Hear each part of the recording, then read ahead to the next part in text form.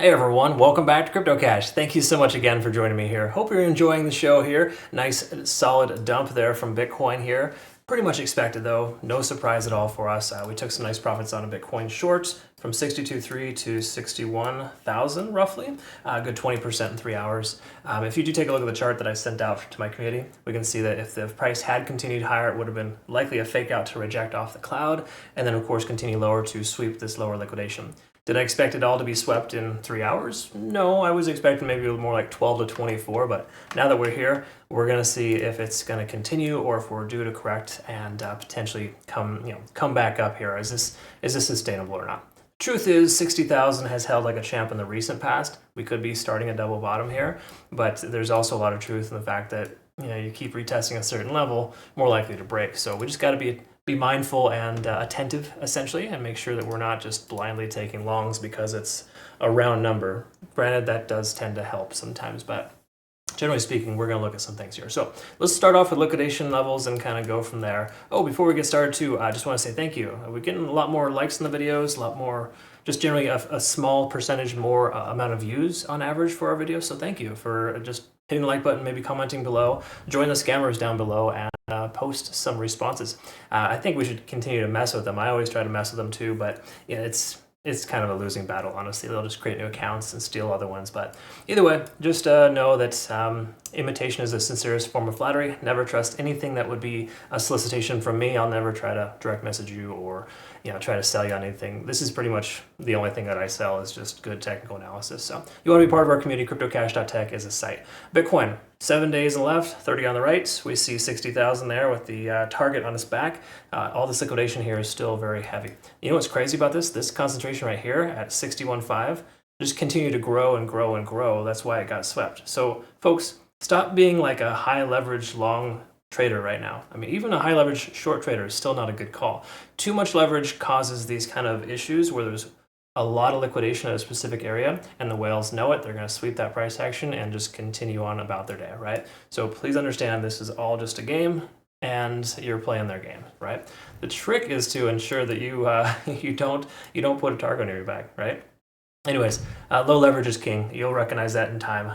For right now, if you don't understand that, you probably got a lot to learn, and that's okay, folks. There's nothing wrong with learning the hard way. I've done it plenty of times myself in the past, but if you continue to beat your head against the wall, you're gonna be sore in the morning, right? And eventually you might get brain damage too. Who knows? Anyways, this is the macro on the right, last 30 days. We can see liquidation, 59.7 more so is at heaviest concentration, just below the local low here at about, again, 59.8 was the low essentially recently when we wicked down a few times to come down. Now, we took a long in that low 61K range, we averaged out, and then we sold our position, opened a short, got more profit. So like we're playing each one of these directions correctly. The difference is though that we're waiting for the direction to be set first. So I didn't short from 64,400 and try 5 times on a high leverage short to show everyone how good I am.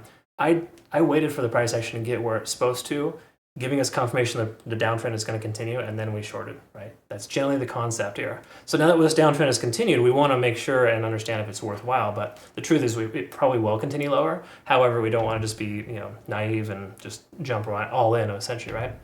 It could recover. Anyways, 57,000, we got tons of liquidation. I counted roughly about 70 billion in liquidation between 56.5 and 58K is a rough estimate. So just know that is there. So let's go ahead and remove this. I'll update our playout chart on our Twitter, Telegram, and Discord soon if you're not familiar. It does look a little something like this. I kind of just give you a heads up on what's going on. We had a pretty obvious bearish rectangle for Bitcoin. That's why we shorted 62,300, that 0.382 fib level. Okay, so let's go ahead and take a look at the time frames here, the daily, work our way down, see what's up. So on the daily time frame, we want to recognize that we are not in a great situation. A lot of folks are, thinking that the 20-day SMA, the 50-day SMA rather, that is below the price action is just going to hold like a champ. We got to give it a chance to do so. It held pretty well for 3 or 4 days straight at 60K, but you got to recognize that wasn't the reason why it held. There's a lot of other reasons. We had a double doji candle. We had a lot of confluence at that range, so to speak. It's also a solid round number. Most people like to buy at 50, 60, 40,000, etc., just because it's kind of like that key level. The trick is to put your stop loss or your take profit target just above or below to ensure you get filled, so you're not the only person in line. All right, so in that sense, what we want to look at here is a few things. First of all, daily time frame. We were breaking below 50 before when we spoke earlier. Now it's official. We're down below. The money flow index is below that. Always a bearish sign when the MFI is below the price action. Inverse applies too. When it's above the price action, look how well it does. This is what happens when the MFI is above the price. Okay? Or sorry, I keep saying price when it's above the RSI. The relative strength index is a very good indication of what people's mindset is on the coin. Right now it's shifting bearish. But more importantly, if the MFI is below it, that means more money is flowing out versus how many people are interested in buying. And while people are probably still buying, they're getting destroyed. So you don't take longs in these situations. It's generally the concept. Now again, this you can still take a long when we hit a bottom roughly with other confirming factors. But when the 4-hour and the hourly are also saying that we're going to go down, you don't do something like that. Okay, that's just naive, irresponsible. I don't know.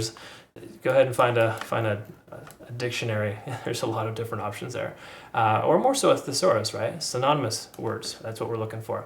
Regardless, daily time frame has no confirming factors minus the 50-day SMA, letting us know that we have potential support in the 60 to 60.5K range. Right now, this is looking fairly ominous. While we do have a fair value gap that could get filled upwards of 61,600, that could be a pivot point for us, where the price action continues up and rejects out, honoring its descending trend or respecting that.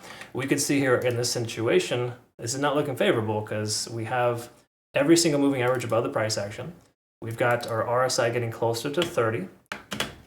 We have money flow index super low, and we have stochastic swinging down. So generally speaking here, and this is the one caveat to this situation, it kind of goes against the overall trend. Generally speaking, I've found a lot of success buying the dip when RSI is closer to 30 and the money flow index is closer to 20. So we're kind of in that sweet spot almost where we might have some benefit of taking a long. But if you were to take a long 61.5 would be a best case scenario to fill that fair value gap and the price continue to reject out. Again, the reason why that's relevant is not only just the fair value gap, but we also had a recent low here where the price wicked down, and 61.5 has notoriously been a decent support range for us, but I'm not by any standpoint right now condoning a long. Just telling you, generally speaking, the 4-hour time frame will give you that indication, and a lot of times you'll see relief rally, which we're probably already seeing right now. Price came all the way down as low as 60,200, and it's since recovered back to almost 61K. So either way you look at it, this hammer doji is implying that we may see a slight reversal, but I would not get it twisted. This is not, the probability of the price going straight up from here or even up and over from here is pretty low. We've built a solid resistance range for us with that previous support level at 62K.